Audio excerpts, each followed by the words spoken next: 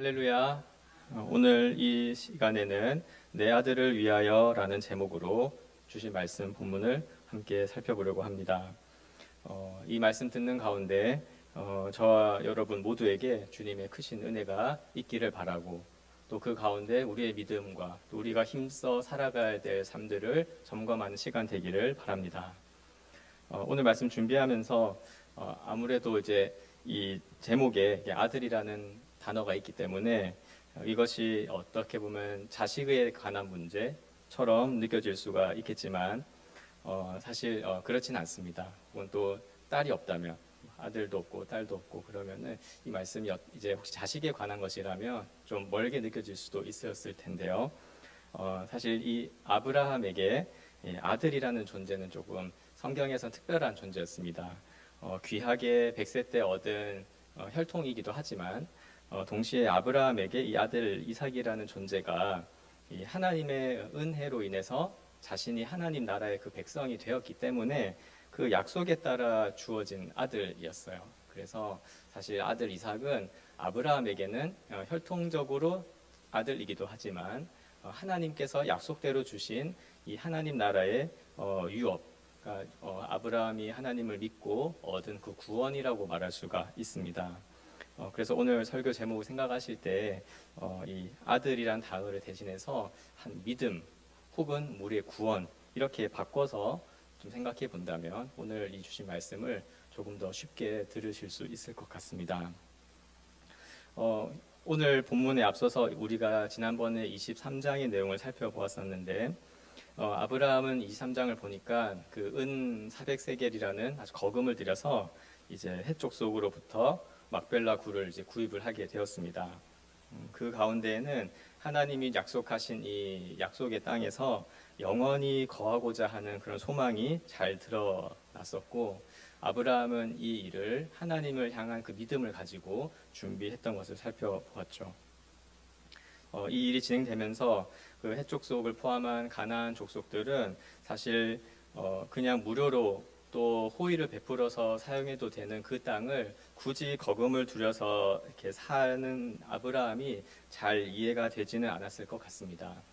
그러나 이제 우리는 잘 알죠. 아브라함이 이것을 헛되게 특이하게 한 일이 아니라 하나님께서 주신 그 약속을 믿고 있기 때문에 이 일을 행했고, 아브라함이 그 땅에 이제 사라를 매장한 뿐만 아니라 아브라함 자신이 또 묻히게 될 것을 기대하고 영원히 그 땅에서 거할 것을 소망하면서 이러한 일들을 진행했던 것을 살펴보았습니다. 이제 창세기 24장까지 오게 되면 오늘 본문을 이제 기점으로 성경에 기록된 선 안에서는 아브라함이 행했던 이제 가장 마지막 일이라고 볼 수가 있습니다. 실제로 그 이후에 이 24장 이후에 어떤 일들을 실제로 있었을 수 있겠지만 하나님의 말씀은 이제 이 기록된 말씀은 오늘 24장에서 이제 진행되는 이 일이 이제 나이가 들어서 노년의 이제 아브라함이 이제 하게 되는 가장 마지막 한 일로 말씀을 하고 있습니다. 한번 살펴볼 텐데요. 1절을 보니까 아브라함이 이제 나이가 많아 늙었고 여호와께서 그에게 범사의 복을 주셨더라 이렇게 말씀을 하고 있습니다. 본래 아브라함이 어떤 사람이었는지 우리가 생각해 본다면 아브라함이 원래는 아버지였던 데라를 따라서 저 갈대아 우르 땅에 있었습니다. 거기서 우상을 만들었죠. 아버지 데라가 우상을 만들었던 자였기 때문에 우상을 함께 만들었을 것이고, 고대의 풍습을 생각할 때 자연스럽게 우상을 만들어 그것으로 생계를 삼기도 하고 마땅히 또 많은 우상들에게 절하고 예배하던 그런 집안이었겠죠. 그러나 지금은 어떻습니까? 범사에 하나님이 주시는 이 복을 받는 존재가 되었다고 1절이 말씀을 하고 있습니다. 왜냐하면 이 여호와 하나님의 그 은혜로 인해서 언약을 맺은 하나님의 백성이 되었기 때문에 그렇습니다. 그래서 이제는 아주 복된 인생을 살아가게 된 거죠. 이제 아브라함은 하나님의 그 언약을 통해서 받았던 땅과 자손과 하나님이 함께 하셔서 형통하게 하실 것이라고 했던 이 하나님 나라의 복을 확고하게 믿고 또 그 믿음의 증거인 자신의 아들 그 이삭과 함께 살아가고 있는 존재가 된 것이죠. 사실 아브라함이 이 노년의 마지막에 이르기까지에도 우리가 잘 알 수 있는 것이 그가 여전히 거류민의 신분이었습니다. 여행자라고도 해도 괜찮고 나그네인데, 즉 자신의 소유된 땅, 물론 막벨라 굴을 돈 주고 사긴 했지만 약속하셨던 가나안의 그 넓은 땅 가운데 단 한 평의 땅도 자신의 소유로 삼지 못하고 그저 이제 거주하면서 장막을 옮겨 다니고 또 원래 원주민의 허락을 받아서 살아가는 그런 신분이었지만, 아브라함의 여정을 쭉 살펴볼 때 그는 현재 단지 그 노년이 되었을 뿐만 아니라 그 가나안 땅의 사람들로부터 존경을 받고 있었죠. 당장 우리 이 막벨라굴을 살 때 모습만 봐도 알 수 있었습니다. 헷 족속이 그냥 아브라함에게 이 매장지를 내어주겠다고 이렇게 환대하고 또 존대하는 것을 보았고, 또 그 이전에는 그랄 땅의 왕이었던 아비멜렉이 자신의 이 국무총리라고 할 수 있는 비골과 함께 와서 아브라함과 화친을 맺어 보려고 이렇게 잘 대했던 모습을 우리는 보았죠. 그래서 정말로 하나님께서 아브라함과 함께 하시고 또 이 사실을 그 땅의 주민들도 알아서 아브라함은 여호와 하나님이 함께 하시며 그가 형통하게 하신다는 사실을 이방인으로부터도 고백을 받는 그런 존귀한 자로 서 있는 것입니다. 그래서 아브라함의 시작은 아버지를 따라 우상을 만들던 자였지만 하나님의 은혜로 인해 또 하나님이 주신 약속과 언약을 통해서 지금 노년의 이 아브라함의 모습은 그가 범사의 복을 받은 복된 자로 서 있다는 것을 우리는 보고 있는 것입니다. 우리도 이와 같죠. 아브라함처럼 하나님과 언약을 맺은 백성으로서 우리 자신도 언젠가 우리의 인생에 대해서 아브라함을 평가하는 1절의 말씀과 같이 범사에 복을 주셨다는 이 평가를 우리 또한 받고 또 우리 여기에 계신 우리 모든 우리 분들의 인생이 결국 그렇게 결론 맺어질 것을 믿어야 하겠습니다. 왜냐하면 우리도 아브라함의 후손으로서 예수 그리스도의 그 십자가 복음으로 체결된 영원한 그 언약이 지금 우리 가운데 있고 또한 우리가 그 그리스도 안에 있기 때문에 그렇습니다. 그래서 이제는 우리 또한 이 하나님의 은혜를 얻기 이전에 우리 자신을 위해 또 어떤 이방의 우상을 섬기며 살아가던 자였지만 지금은 그리스도께서 이루신 이 십자가 구원, 이 복음에 대한 확고한 믿음을 가지고 살아가는 하나님의 백성들, 즉 그리스도의 교회로 살아가고 있게 된 것입니다. 우리가 살다 보면 이 세상 사람들 가운데 나름대로 다 이제 저마다의 성공의 기준들이 있다는 것을 알 수가 있죠. 그래서 우리도 그 속에서 함께 더불어 살아가기 때문에 많은 경우 사실 우리는 우리가 가진 믿음의 기준보다는 우리가 함께 접하고 함께 더불어 살아가는 많은 사람들의 어떤 성공 기준을 가지고 우리도 평가를 받기도 합니다. 어떤 것을 이루었는가? 어떤 것을 갖추고 있는가? 또 어떠한 미래를 앞으로의 소망을 가지고 있는가?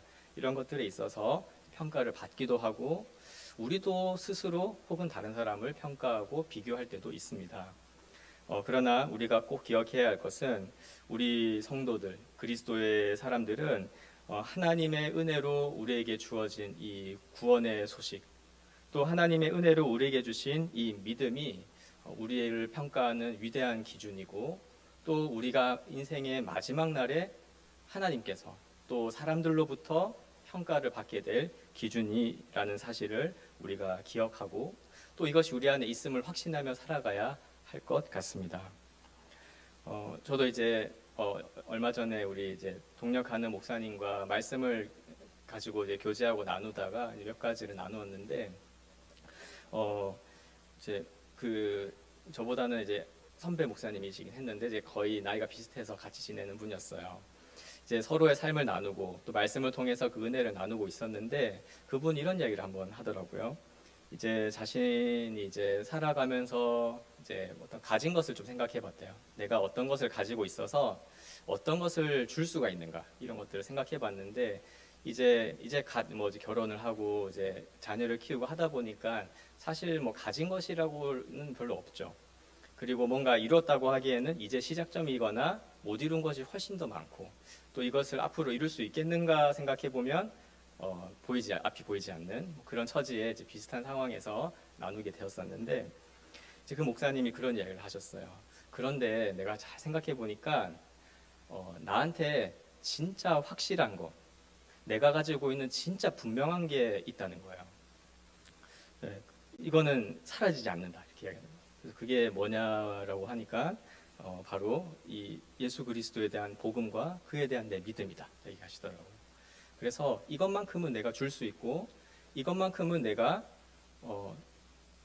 혹시 이 세상에서 없어진다 할지라도 이것만큼은 사라지지 않고 영원히 남는 게 지금 나한테 있다는 사실을 알고, 다시 한번 우리의 삶의 중심이 어디에 있어야 하는지, 또 우리가 무엇을 자랑해야 되는지, 또 우리가 무엇을 의지하고 살아가야 하는지에 대해서 내가 가진 하나님이 우리에게 주신 이 복음의 진리와 이 진리를 믿게 된 이 믿음이라고 다 이야기를 하시는데, 제가 그 말씀에 동의를 딱 했어요.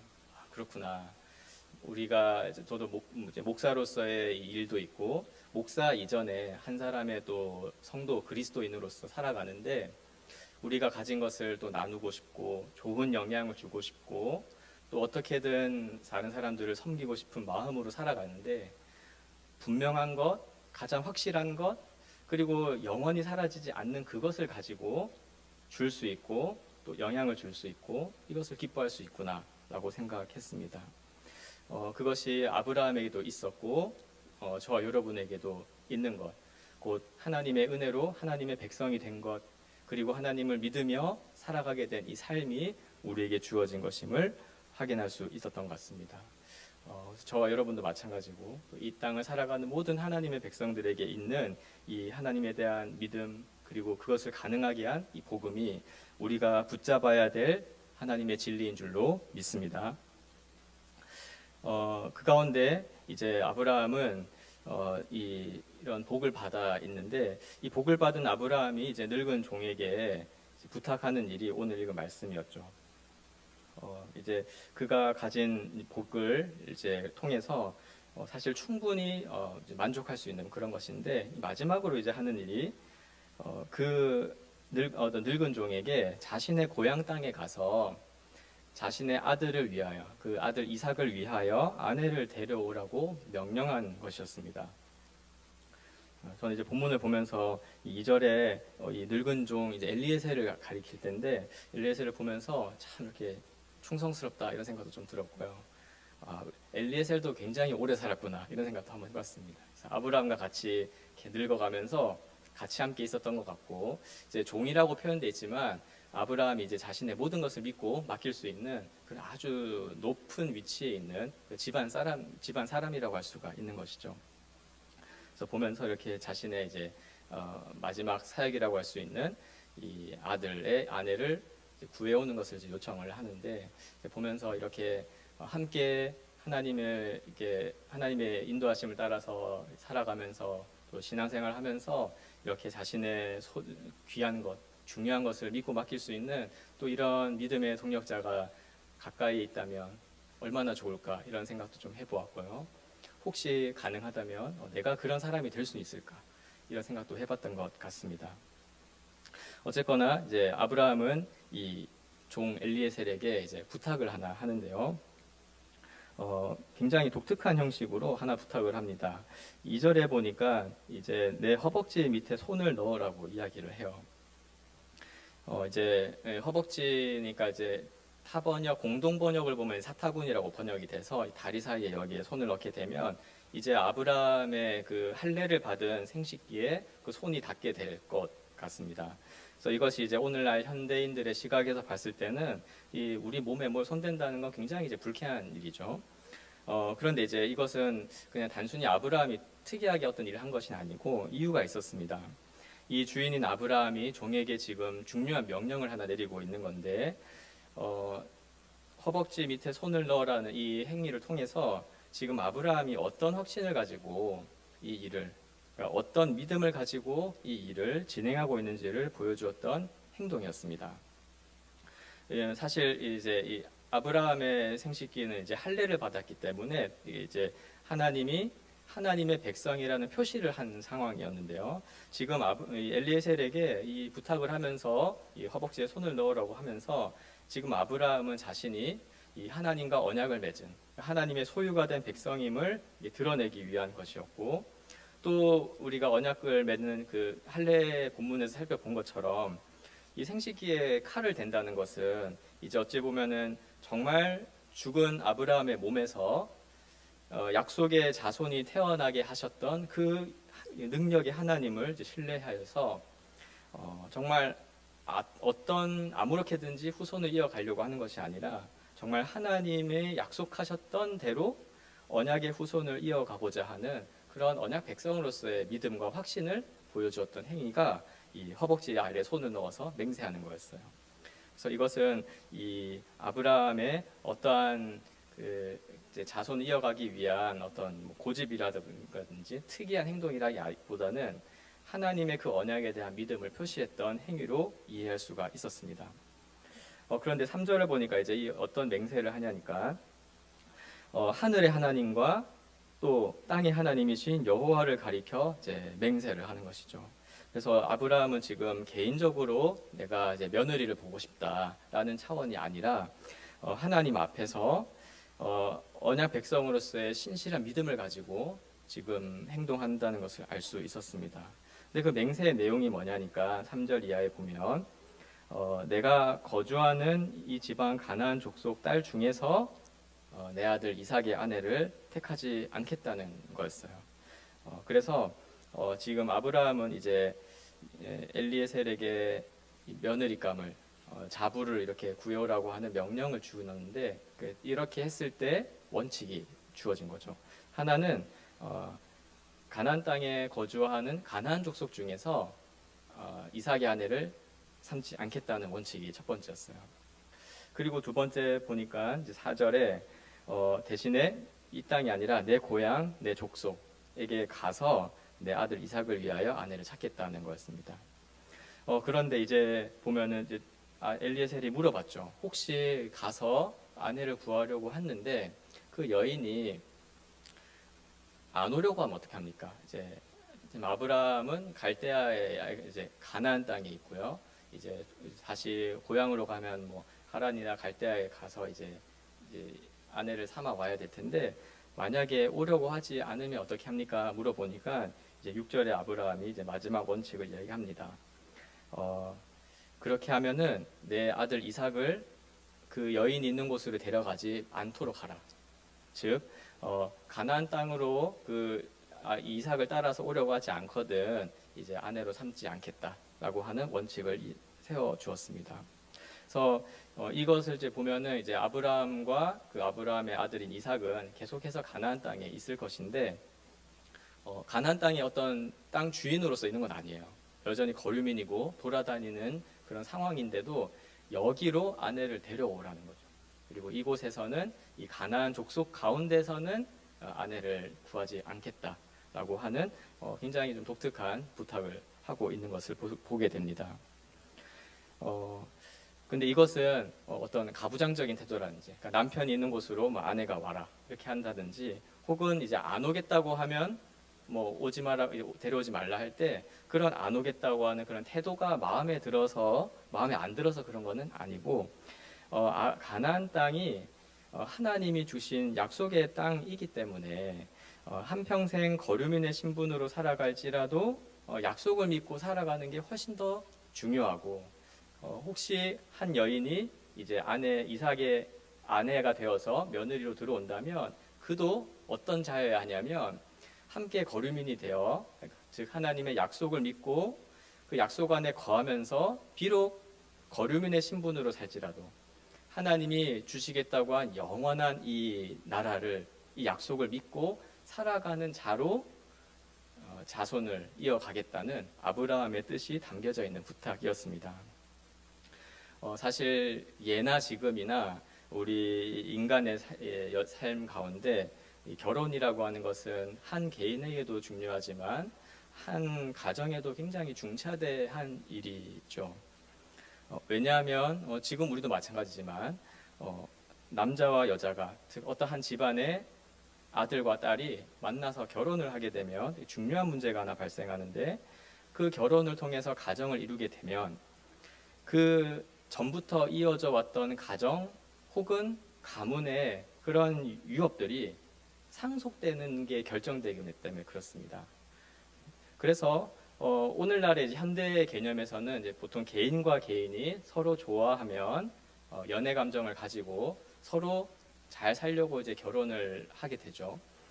그런데 이제 나중에 혹시 이 결혼이 흔들리거나 위험에 빠질 때 가장 이제 법적으로 문제가 되는 거는 결국에 상속권 뭐 이런 문제들, 권리들을 가지고 이야기하지 않습니까? 그래서 사실 결혼은 어떤 두 사람의 애정의 연애의 문제일 수도 있지만 또 가정으로 생각한다면 그 가정에 흘러오는 유업들, 가진 유산들이 이제 상속되는 것과 결혼이 아주 결정적으로 관련되어 있기 때문에 이것은 굉장히 중차대한 일이었고 아브라함이 이 결혼 문제를 이삭의 결혼 문제를 지금 이제 맡아서 진행하는 것은 왜 그러냐면 개인적으로 좋은 며느리를 얻고 싶어서가 아니라 하나님이 이제 자신에게 은혜로 주신 이 언약 또 이것에 대한 자신의 믿음 이런 하나님 백성으로서의 신분과 높은 그 지위가 있는데 하나님이 분명히 약속하셨고 본인이 믿는 바가 있었죠. 이것은 아브라함 한 사람에게 주어진 게 아니라 아브라함과 그의 자손들에게 영원하게 이어질 언약이다.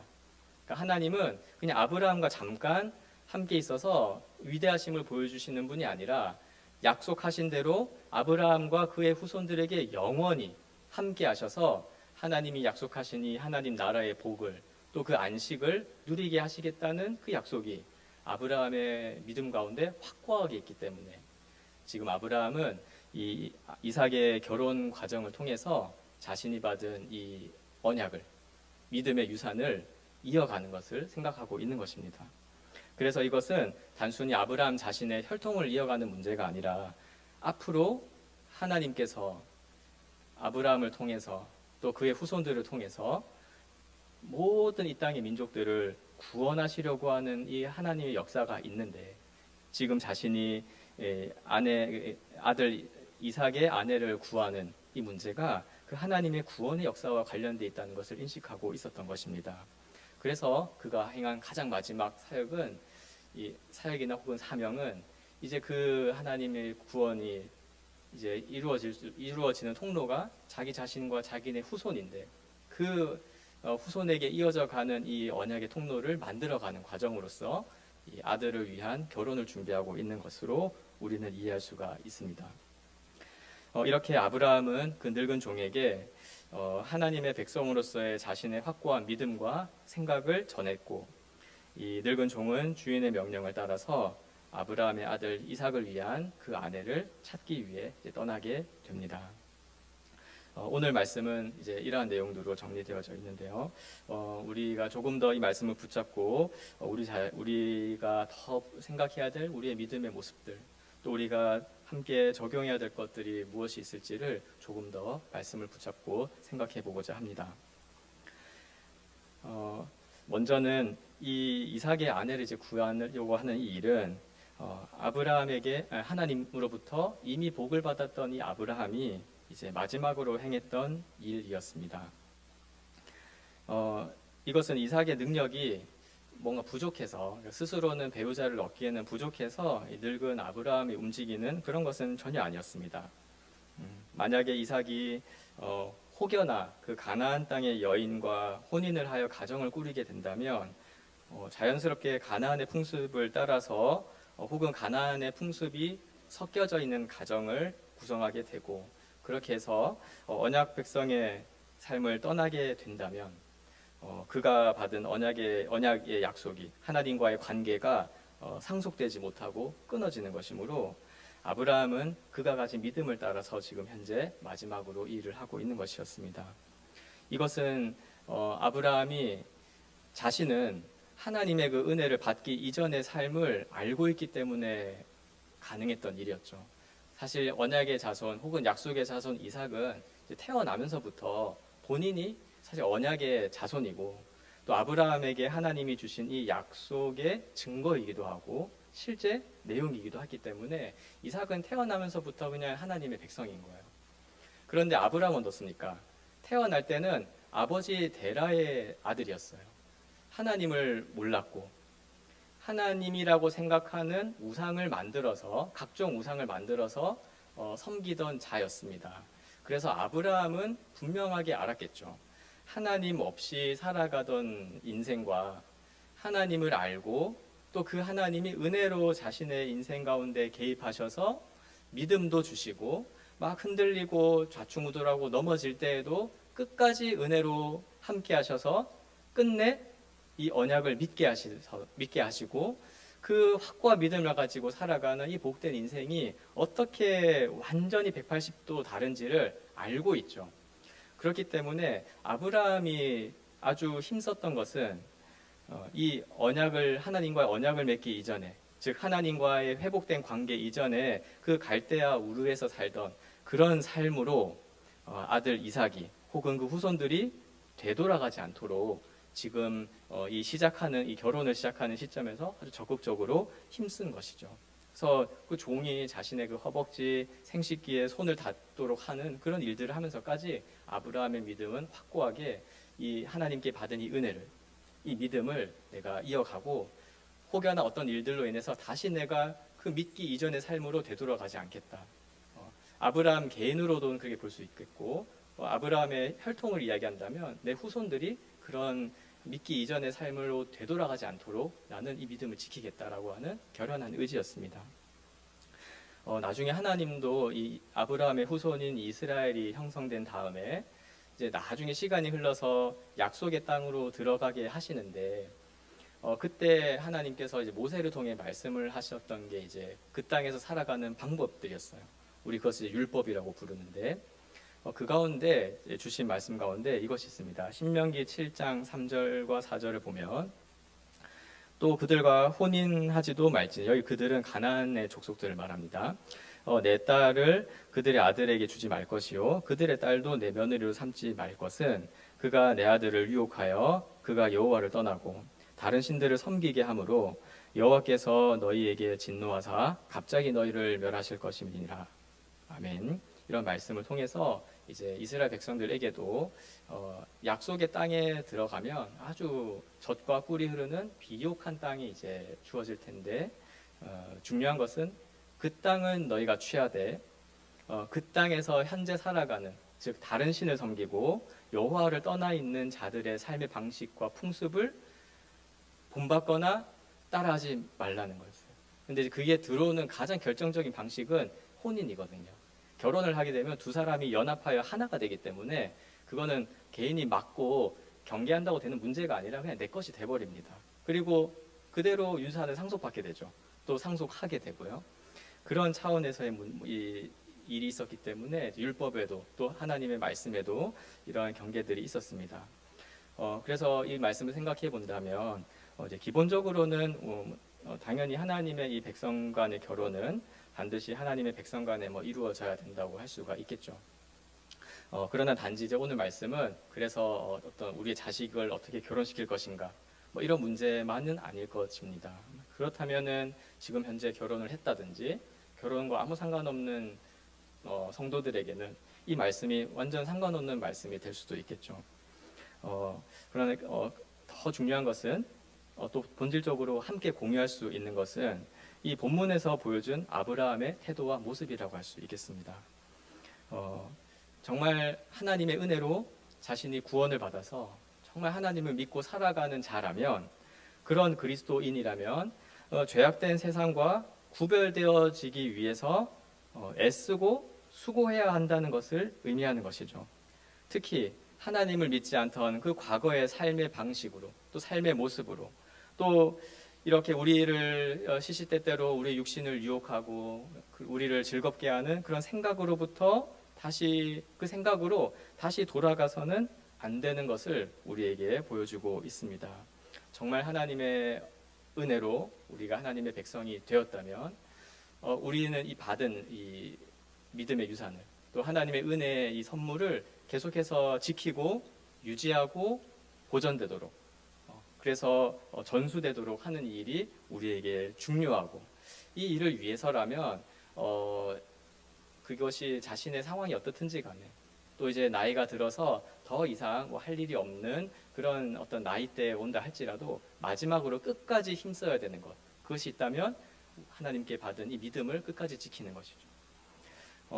보통 이제 가장 살아가면서 가장 좋은 것은, 일반적으로 가장 좋은 것은 그냥 자연스럽게 살아가는 거예요. 자연스러운 흐름대로 살아가고, 사람들이 옳다고 여기는 것을 함께 살아가고 공유하고, 또 이제 특이한 것들을 너무 추구하지 않고 평범하게 살아가는 것이 이제 좋은 것이 일반적으로 좋습니다. 그러나 믿음의 문제에 있어서만큼은, 하나님께서 우리에게 베푸신 이 은혜를 붙잡고 살아가는 것에 있어서만큼은 그냥 흐름대로 살아가는 것이 무조건 옳은 것만은 아닐 수가 있습니다. 믿음을 가지고 분별해야 되는 것이고, 힘써 수고함으로 지키고 유지하고 보존해야 될 것이 우리 안에 있다는 것이죠. 그것은 하나님께서 우리에게 은혜로 주신 이 믿음, 또 이 믿음을 가능하게 한 이 예수 그리스도의 복음이라고 할 수가 있겠습니다. 이것을 우리 개인에게도 적용할 수 있겠지만 또 교회로도 생각해 볼 수가 있겠죠. 우리 동산교회를 포함하여 이 땅에 오고 간 모든 시대 가운데 모든 교회는 어떻게 세워졌습니까? 하나님의 은혜로 세워졌죠. 하나님의 은혜로 우리에게 베푸신 예수 그리스도의 이 복음의 소식에 의해서, 그것을 믿고 반응한 사람들에 의해서 이 교회가 태어나고 또 존재하고 이어져 가고 있습니다. 예수 그리스도의 이 복음에 의해서 교회가 세워졌기 때문에 우리는 어떻습니까? 어떤 이유와 어떤 상황이 있든지 간에 우리가 하나님의 이 교회가 아니었던 시절, 우리가 신자가 아니었던 그런 과거의 모습으로 돌아가서는 안 되겠죠. 우리가 하나님의 은혜로 이렇게 이제 교회가 되었습니다. 또 교회가 세워졌고 역사를 이어가고 있습니다. 시대마다 다른 상황 속에서 받은 사명이 다르고 역할도 다르고 또 힘써야 될 부분들이 다른데, 그러나 공통된 것은 하나님이 주신 이 은혜를 계속해서 이어가도록 우리가 수고하고 힘써야 된다는 점은 같을 것 같습니다. 이렇게 역사 같은 걸 살펴보면은 이제 지금은 아주 역사 깊은 깊은 역사를 가지고 있는 유럽의 교회들조차도 지금 가보면 없는 교회도 많이 있고요. 또 저는 예전에 이제 터키 이런 데 지방 여행을, 성지순례가 아니라 여행을 갔는데 여행지가 전부 다 사실 기독교 유적지예요. 그래서 이렇게 터만 남아 있는 그 소아시아 교회 형태들도 이렇게 생각이 들었고, 또 이제 최근에는 이제 하는 은혜 주셔가지고 이렇게 예루살렘에도 다녀왔는데, 사실은 성지순례라고 많은 사람들이 오고 가지만 실제로 가서 느끼는 것은 이제 그냥 관광지이지, 거기에서 정말 이 그리스도의 복음이 지켜지고 유지되고 정말 그 믿음을 지키며 살아가는 그 모습보다는 이제 관광지로만 이렇게 소개되어진 것들을 보면서 안타까운 마음도 들었는데요. 오늘 말씀을 생각할 때 우리가 정말 하나님께서 주신 이 은혜가 있다면, 또 이것이 우리 안에는 결코 사라지지 않는 분명한 것이라면, 우리가 이것을 지키고 이 믿음과 복음을 지키고 또 유지하고 또 흥왕시켜가고 전수하기 위하여 힘쓰는 교회가 되어야 할 것 같습니다. 그러기 위해서 우리 교회가 말씀과 기도에 힘쓰는 교회가 되려고 애를 쓰는 것이죠. 그런 말씀과 기도에 힘쓰면서 우리의 신앙이 지켜지고 또한 하나님의 은혜로 전수되어지기를 바랍니다. 이제 이런 생각들을 많이 할 때, 특히 이제 오늘 우리 모든 교회, 또 사실 모든 신자들의 고민은 다음 세대에 우리의 신앙이 잘 전수되는 문제일 것 같습니다. 저도 이제 비교적 오늘 함께한 자리에서 비교적 저는 어린 세대이지만, 이제 저 또한 다음 세대를 생각하는 이제 나이가 되어서 같은 고민을 하고 있는데, 제가 이제 나이 상대적으로 어린 축에서 좀 어린 생각을 해본다면, 어떤 의미에서는 이렇게 말로 혹은 어떤 가르침으로 설득하는 게 분명히 한계가 있는 것 같아요. 이제 잘 생각해 보니까 이제 우리 대한민국은 이렇게 하나님의 은혜가 정말 있어서 계속해서 이제 발전해 가고 있는 나라 중에 하나일 겁니다. 그래서 사실 우리보다 다음 세대가 이제 조금만 대화를 나눠보면 더 똑똑하다는 걸 제가 많이 깨달아요.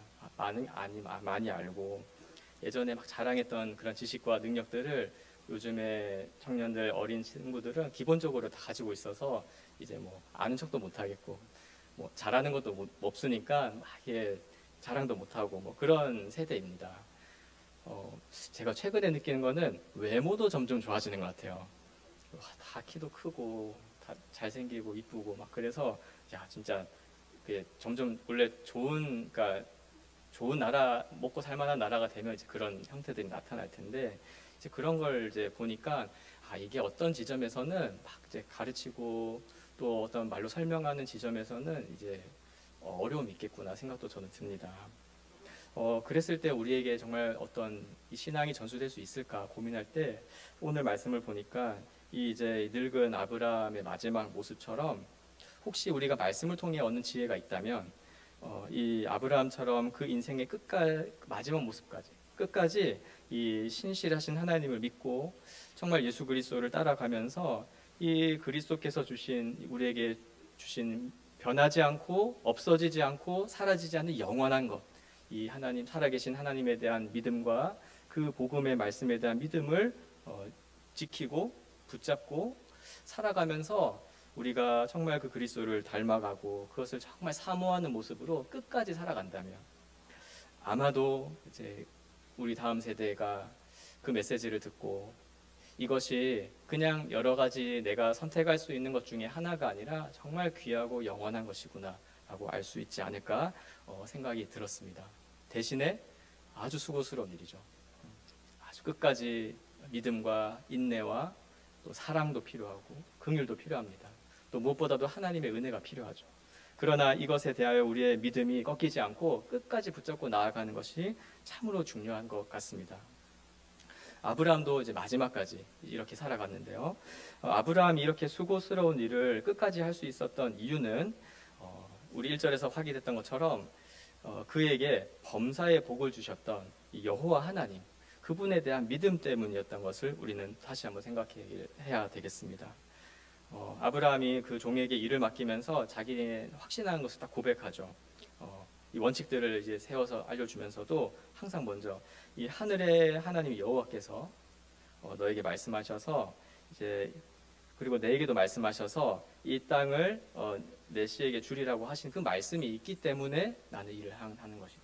그래서 아브라함이 어떻게든 내가 뭘 이루어 보겠다는 것이 아니라 하나님이 나한테 주신 그 말씀이 내 씨에게, 그러니까 이삭에게 또 영원한 나의 후손들에게 이 땅을 주시겠다고 하셨기 때문에 내가 그 말씀을 믿고 이 말씀에 근거하여서 이 땅으로 데려올 한 여인을 내 며느리로 삼겠다라고 아주 확고하게 이야기를 하는 것이고 그 7절에 보니까 심지어 그가 하나님께서 먼저 엘리에셀 너보다 더 먼저 사자를 앞서 보내실 것이라고 하는 이런 확고한 믿음을 가지고 일을 진행했던 것을 보게 됩니다.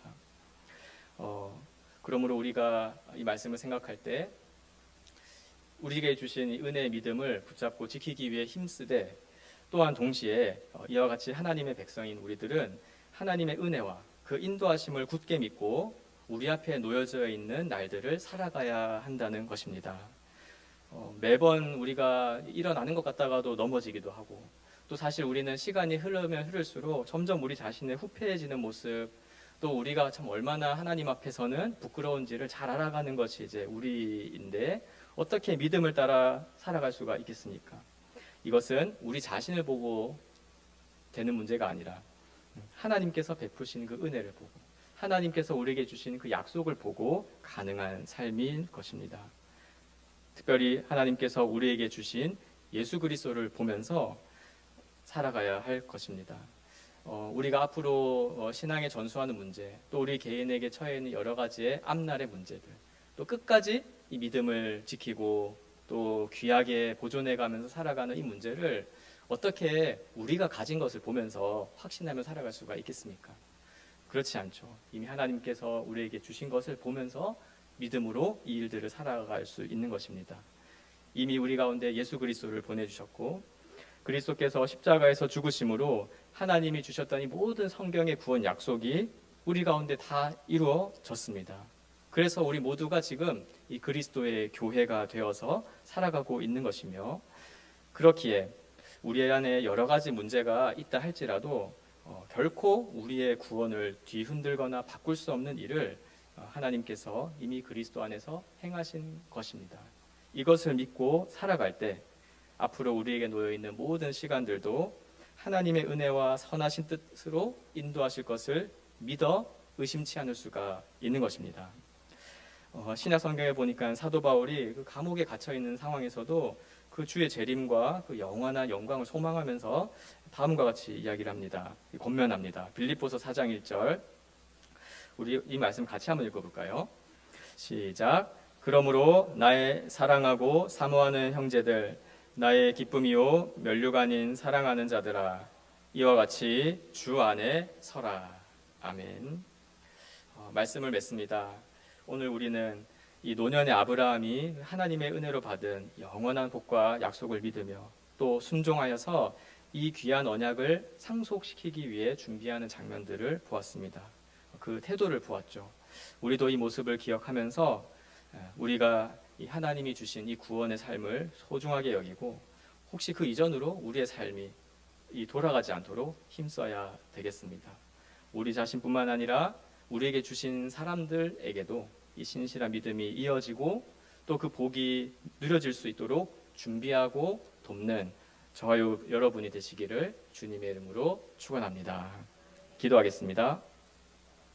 하나님 아버지, 오늘 주신 말씀을 통해 끝까지 하나님이 주신 구원을 붙들고 믿음을 따라 순종하며 살아가는 삶이 무엇인지를 알게 하시니 감사합니다.